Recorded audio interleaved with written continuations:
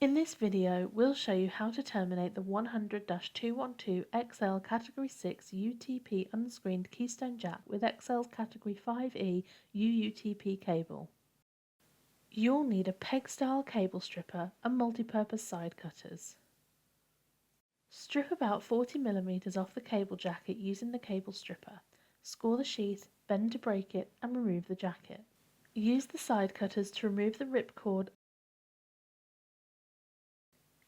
Insert the cable through the termination cap, then untwist and fan out the pairs.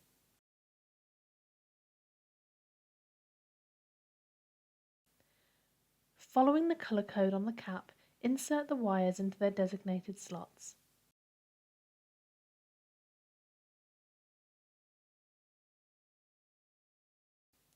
Double check that the wires are in the correct position, then trim the excess.